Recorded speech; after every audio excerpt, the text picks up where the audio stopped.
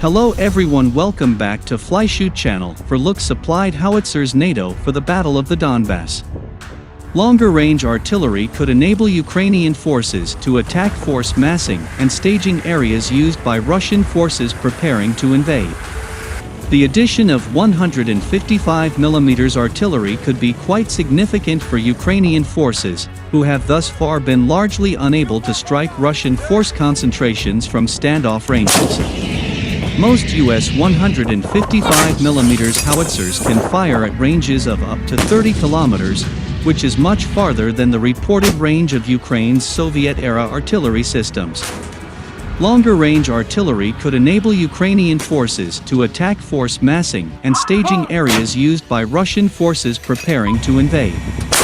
In addition, by being used as suppressive area fire, the artillery shells could enable Ukrainian forces to maneuver and deny entrance or passageway for Russian forces along key routes in the Donbas.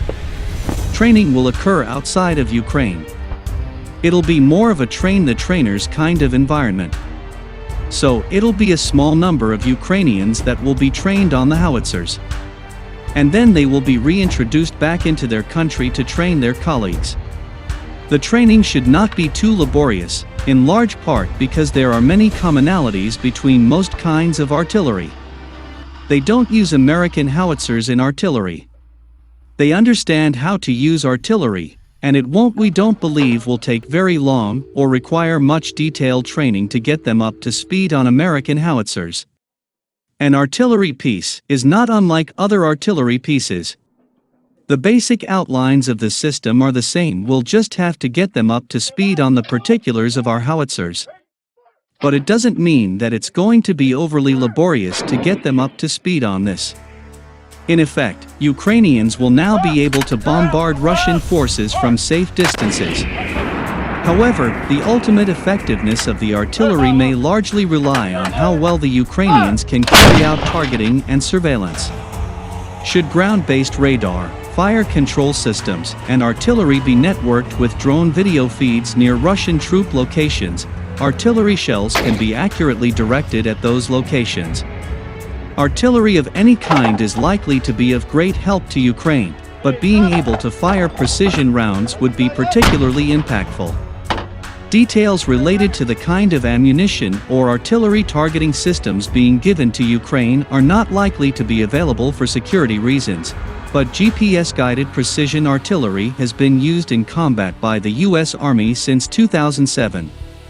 Given that the ability to guide 155mm rounds has existed for many years, it is within the realm of possibility that the Ukrainians might be able to pinpoint high-value Russian targets from significant standoff ranges.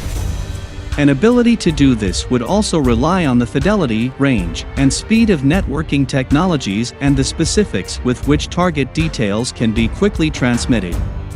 Regardless, a more heavily armed Ukrainian force might be positioned to thwart Russia as the battle for the Donbas heats up. Pentagon spokesman John Kirby was clear to emphasize that U.S. military personnel will not go into Ukraine to train the Ukrainians on how to use the artillery. Instead, they will train a group of Ukrainians with the weapons outside of the country.